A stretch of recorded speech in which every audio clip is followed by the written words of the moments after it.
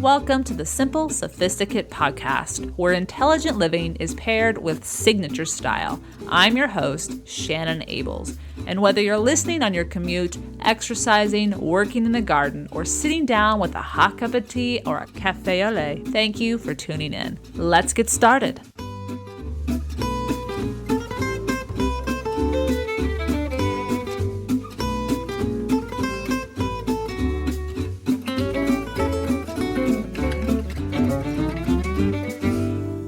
Welcome to the 196th episode of the Simple Sophisticate. Today, we're bringing together two of listeners' favorite topics, French culture and lifestyle, as well as style itself.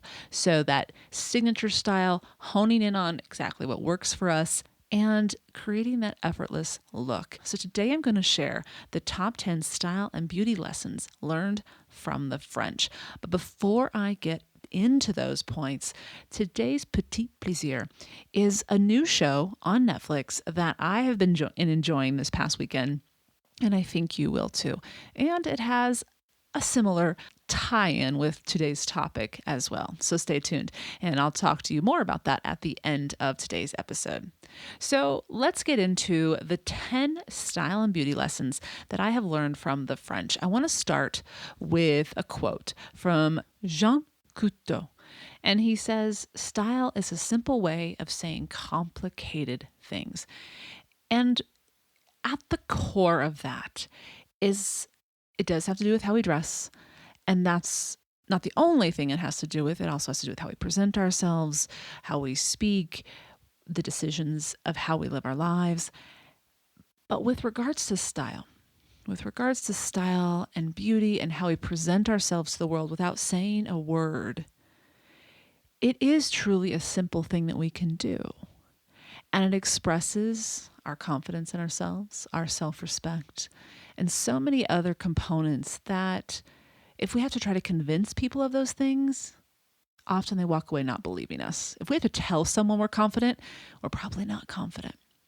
We can demonstrate it not only with our clothes, but that is what we're going to talk about primarily today, but how we carry ourselves, how we are sure about what we want to do, but also how we handle setbacks and so on and so forth. And those are all different topics we have talked about here on the podcast and the blog. But today we're going to talk about the element of style. And today's episode was inspired by the fall 2018 collections, which kicked off about a week and a half ago in New York City.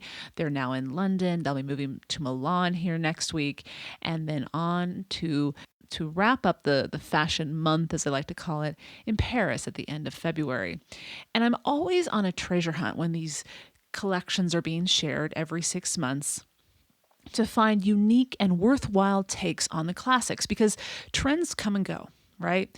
And I'm always reminded because of that the trends will shift each and every season, and that is why it's such a benefit to each of us to adhere to a signature style that complements the individual wearing the clothes rather than the individual bringing applause or attention to the trend of the day or the trend of the season, as the case may be. So much of how I have narrowed in on my own style and what has been for me the muse for simply luxurious style has been shaped by what I have read, observed, and learned from French, especially Parisian women. Now, don't get me wrong.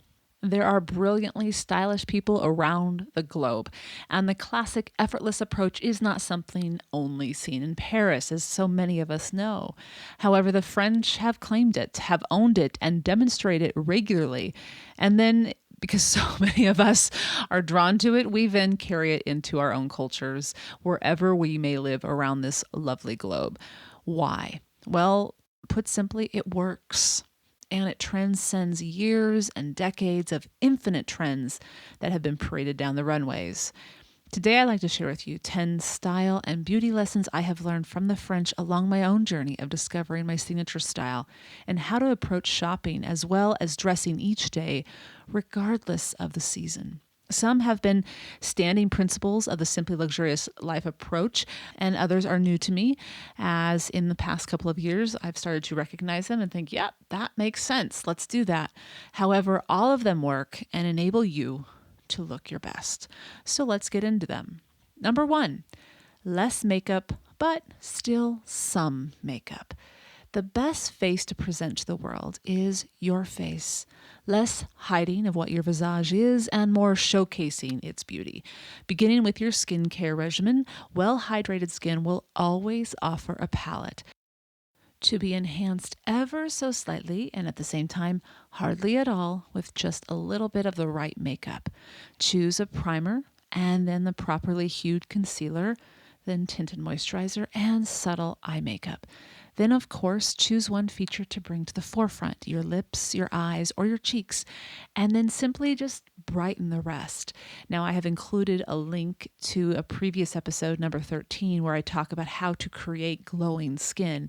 As well, if you go to the beauty archives of the archive post on the blog, you'll find my favorite products that I use for my beauty regimen as well as for my makeup. So that's number 1. The best kind of makeup is very little makeup and just a well cared for skin. Number 2, rock the flat. Heels are nice, do not get me wrong, but heels have their place and time. Flats, whether ballet or boots, are smart, versatile, and comfortable. And we must not forget, stylish. Purchase well-made designs. Make sure they fit your foot and you will be able to wear them for years. So that's number 2, rock the flat. Number 3, trends, as I mentioned at the top of today's episode, say no thank you. If we are busy chasing down trends, we do not have the ability to hone our signature style. And while discovering our signature style takes time, once we do discover it, the shopping is simpler and less frequent. Whereas when we chase trends, we are endlessly shopping and constantly shelling out more money. Remember, let your uniqueness shine. No one else will have precisely your style, so you will have to do the work of getting to know yourself, your body type, your skin tone, and the most enjoyable, what you love to wear, which makes you feel your most confident. So that's number 3. And I also included a link to discover how to find your signature style, as well as to how to evolve your signature style if you already have one, but every once in a while we need to check in. It's a process. It's something that we are constantly changing and just making sure that it is the best style for us and the lives we live. Number 4, choose a neutral color palette. Don't worry, neutrals are not just all about beige. Remember, start with an understanding of your skin tone and work from there. Certain colors can be neutrals for you as well. For example, navy, and even prints can be neutral and easy to mix and match with other colors in your wardrobe, such as polka dots, which is something we talked about last week, and I shopped a bunch of options for polka dot tops and dresses and things like that. Or a leopard, for example, as well can be a neutral that you use. Shopping for neutrals and keeping them in your closet enables your items to endure, as what you purchase down the road will still have the opportunity to pair with what you already own and look wonderful. So that's number 4. Choose a neutral color palette. Number 5, fewer clothes, better quality. Remember, cost per wear. Invest in high-priced items if they are well made with quality fabrics and are classic pieces rather than trends. And most important, make sure you like the item and it fits well. But also keep in mind that if it doesn't fit perfectly, but a tailor could take care of it and make it fit perfectly, to still take the opportunity to put that piece into your wardrobe. This is going to enable you to shop less frequently and in the long run, again, save you more money. So that's number 5, fewer clothes, better quality. Number 6, lace over cotton. When we're talking about undergarments, that is. The French and lingerie. Wear beautiful lingerie each day for you and for you. Yes, I repeated myself on purpose. In the United States, some brands would have us believe that it is what we look like to others in our lingerie that is most important. But instead, it should be how our lingerie makes us feel when we're wearing it. After all, we are the ones who are going to be putting it on and wearing it under our clothing or wearing it to bed or however we wear our lingerie. And when we feel comfortable, we will be comfortable and thus more confident, whether it is going about doing your errands, hopping on a plane, or going on a date. Choose lingerie that is lace over cotton. And I've also included a link in this point about how to create a lingerie capsule wardrobe. That's something we talked about a few years ago here on the podcast. And if you're interested in that, I have a link on today's show notes, the simplyluxuriouslife.com/podcast 196. So that is number 6, lace over cotton. Number 7, invest in a luxury handbag. Quality accessories make a statement, the right statement.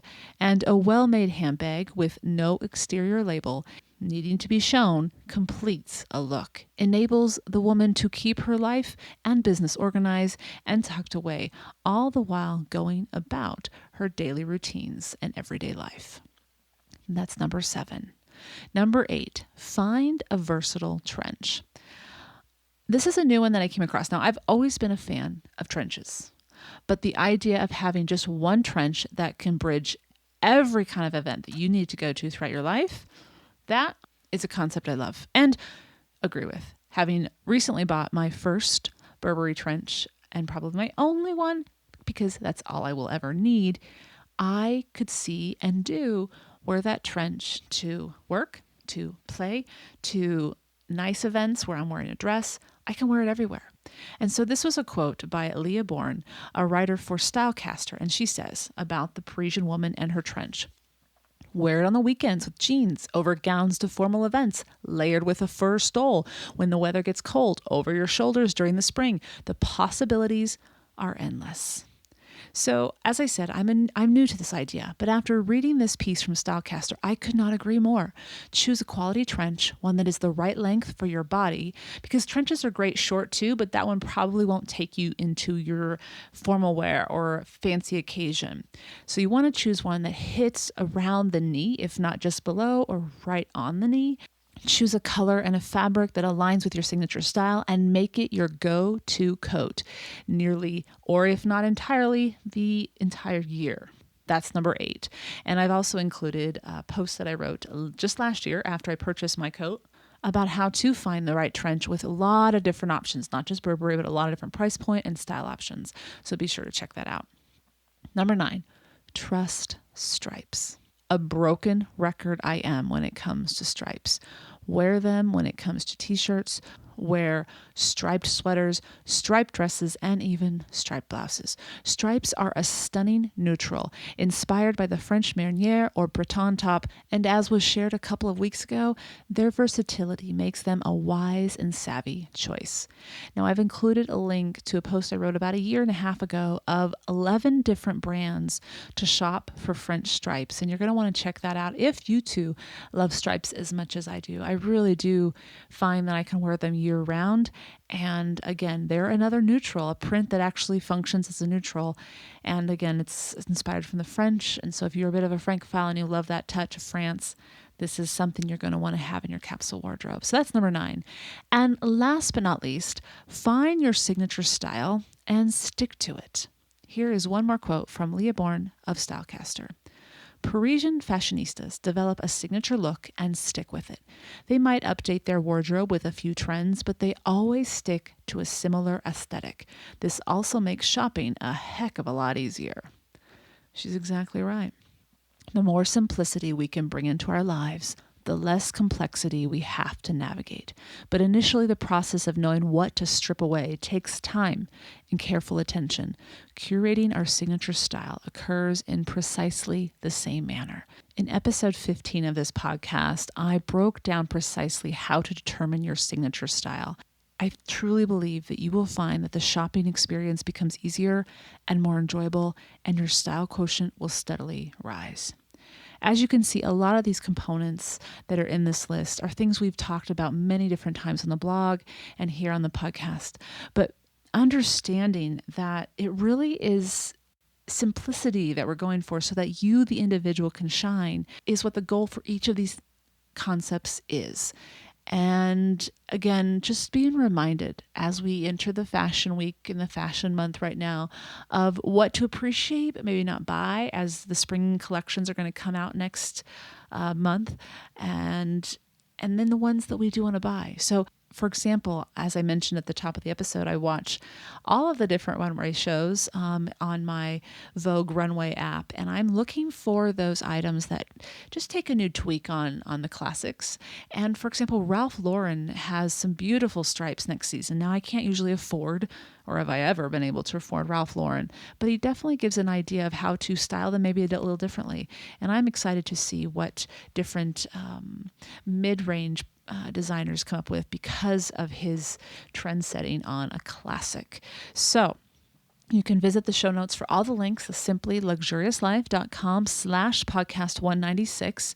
And I've also included 3 other posts and episodes that you may enjoy that are similar to this topic, such as Frenchifying your beauty routine, why not become fascinated by the French culture, and one more that I think you'll like. Now, many of you have told me that you love the French-themed episodes of the podcast, so I have included a rundown in order of all the French-inspired episodes of the podcast on today's show notes. So you can peruse through them. There are 12 episodes, in fact, not including this one. So maybe you missed one, or maybe you want to revisit one, and they're all directly linked on today's show notes. So be sure to stop by and check them out. Now, I will be right back with this week's Petit Plaisir.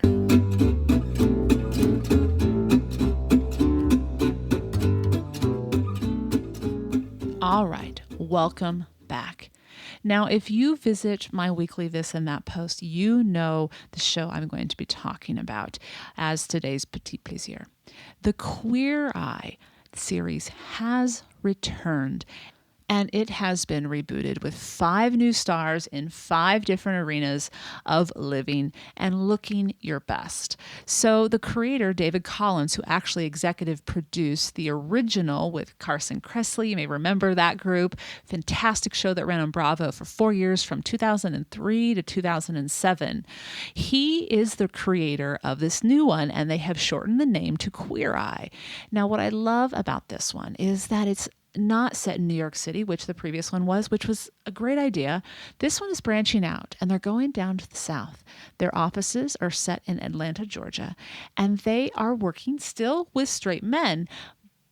But there is a more, I don't want to say personal, because the ones in the previous season were personal too, but there is opportunity for the culture at large to learn and to broaden their perspective. And I appreciate that immensely in the episodes that I've seen so far, as I shared on my Instagram story over the weekend. Before I talk too much about it, let me share with you the trailer. So here it is. Boys, you ready? The original show was fighting for tolerance. Our fight is for acceptance. Let's do this. I'm excited, like I don't know what to expect. I'd like the Fat Five to help me get out of my comfort zone. I think my dad is lonely. I want her to be excited about the new me. Remy is surviving, and I need him to start thriving. How long does it take for this to accumulate? Like 2.5 minutes. Whoa! There's a lot going on in here.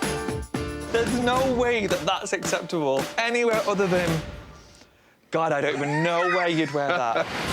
I want him to look at his diet and see the possibility of a different kind of life. I want to give him space that he could entertain a potential lady friend. It's okay to have confidence with yourself. Ooh, yes, balance, yes, symmetry. You got this. It's cool, it's young. You actually look 33. I see the man that he is and the man that he's going to be. You guys married? I'm married for 5. Are you the husband or the wife? Let's break that down. That is a misconception. Yeah, let's unpack that. We all got to come together in a way where we can understand each other. You guys show me how good my life could be if I just cared. All of this only works because you were ready for it. Gay or straight, a common thread that holds every human together is that we just want to be loved. So the new season The first season, I should say, began on February 7th, and all the episodes are available on Netflix. There are 8 of them, and they're about an hour long. As I said, the Fab Five cover the same 5 areas. You have a food and wine expert, a design expert, a culture expert, fashion, and grooming expert as well. There is a worthwhile interview with the creator, David Collins, on NPR, and I'll provide a link to that interview as he talks about, number 1, why he brought it back and how he decided to shift it slightly. And he also shares a clip that puts into a direct spotlight some of the underlying tensions that are still in our culture and how the show addresses them, which I thought was some food for thought. I'll just leave it at that and let you curate your own opinion. So the show is Queer Eye, and it's available on Netflix. And I do hope you've enjoyed this week's Petit Plaisir, where each week ideas are shared to make the everyday all the more enjoyable. Tune in at the end of each Monday's podcast where I'll recommend a book, a film, or a recipe. Anything that is a simple pleasure to satiate your sophisticated taste. Now, before I wrap up today, I wanted to share with you a few reviews from listeners and give a big shout out and a huge thank you for taking the time to share what you're enjoying about this podcast. This first one comes from Danya M. I think I said that right. And she titles it Smart Guide Through the Ages. I discovered Shannon's podcast while looking for information on travel to Paris. Since that gem of an episode, I have enjoyed nearly a dozen more on my commute to work. I have most recently purchased her book for my 23-year-old daughter after I found myself sharing episode after episode with her. Shannon's wit and passion for living with grace is so welcome in my hectic life. Thank you, Dawn. First of all, for tuning in and taking the time to do so. And second of all, for sharing what you're enjoying with your daughter. That is honestly one of the most wonderful compliments that any of this work can receive, and how this blog and podcast continue to grow by word of mouth. So thank you for your time. The second review comes from Emma Harris. She writes, "A simple luxury. The Simply Luxurious Life is the perfect blog podcast for anyone of any age or walk of life to enjoy if they are interested in loving life and living it in a way that works for them and brings them joy. This is also the perfect podcast to unleash your inner Francophile." She said that in all caps with exclamation point. "For lovers of France, Paris, and the French, I highly, highly recommend this podcast. Daily, I look forward to my simple luxury of reading a post or listening to a podcast of Shannon's that I know will ignite my excitement for life. Thank you, Shannon, for taking the time to share with us your spunk for life and how you live. And we can too, simply, luxuriously." Oh my goodness, Emma. Thank you for your spunk and your energy. All of that energy is just coming forth. And I just thank you for taking the time to share precisely what you enjoy about the blog and the podcast. And on that note of sharing what you love on different platforms, many of you have learned of the book from this podcast. Some of you have learned about this podcast from the book. And so there was a review on Amazon that I wanted to share because they mentioned the podcast. Wherever you share, just letting people know what it is you love about it, the podcast, the book, the blog, helps potential listeners or readers decide whether or not they want to tune in. And your words are the ones that people are looking for. So this review is from, and they don't have a name here, but it says, 5 stars, I enjoy Shannon's style. And they wrote, "This book and subsequent blog following has changed my life in so many positive ways. I enjoy Shannon's style, taste, and outlook on life. I have become a daily blog reader and look forward to her Monday podcasts. Truly inspiring." To everyone who has already left a review, to anyone who's thinking about leaving a review because they enjoy what they are finding, thank you, because you guys are busy and other people are busy too when they're trying to figure out what to listen to. I know for myself, when I'm trying to figure out what's a new podcast I could listen to, what's a new book I could pick up, I go to the reviews. And so your specificity means the world. Even if it's just leaving a starred review, that's fantastic. So thank you. And in future episodes, you too may hear your review right here. All right, everyone, have a beautiful week. Thank you for tuning in.